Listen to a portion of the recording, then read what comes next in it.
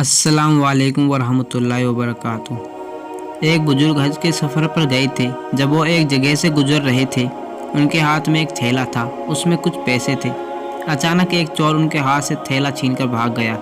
जब चोर काफ़ी दूर निकल गया, तब अचानक उसकी आंखों की रोशनी ख़त्म हो गई।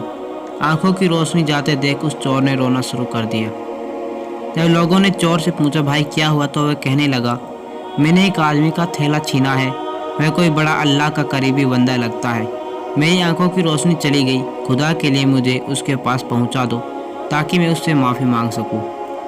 जब लोगों ने पूछा कि यह किस्सा कहाँ पेश आया, तो कहने लगा, फलां नाई की दुकान के करीब पेश आया।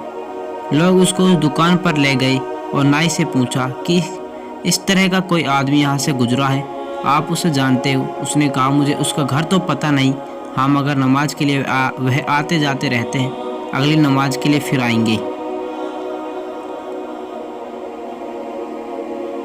ये लोग इंतजार में बैठ गए।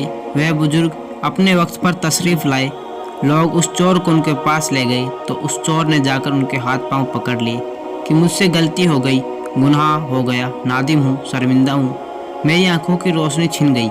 आप अपने पैसे वापस ले लीजिए और मुझे माफ़ कर दीजिए ताकि अल्लाह ताला मेरी आंखें ठीक कर दे। वह बुजुर्ग कहने लगे कि मैंने तो तुझे पहले ही माफ़ कर दिया है। यह सुनकर चोर बड़ा हैरान हुआ, कहने लगा, हजरत मैं तो आपका थैला छीनकर भागा और आप कहते हैं कि माफ़ी मांगने से पहले ही माफ़ फरमा दिया। वह फरमाने लगा, हाँ मेरे दिल में कोई बात आ गई थी। फरमाने लगे, मैंने एक हदीस पढ़ी जिसमें नबी अकरम सल्लल्लाहु अलैहि वसल्लम ने फरमाया कि क़यामत के दिन जब मेरी उम्मत का हिसाब पेश किया जाएगा तो मैं उस वक्त तक मीज़ान के करीब रहूँगा जब तक मेरे आखिरी उम्मती का फैसला नहीं हो जाता।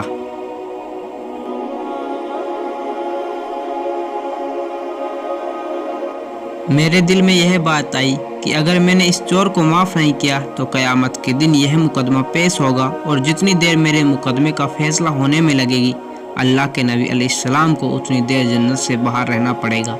इसलिए मैंने माफ़ कर दिया कि न तो मुकदमा पेश होगा, न ही मेरे महबूब को जन्नत में जाने में देर लगेगी। वह जल्द जन्नत में तशरीफ़ ले जाएंगी। सुभान अल्लाह, क्या सोच है बुजुर्ग की।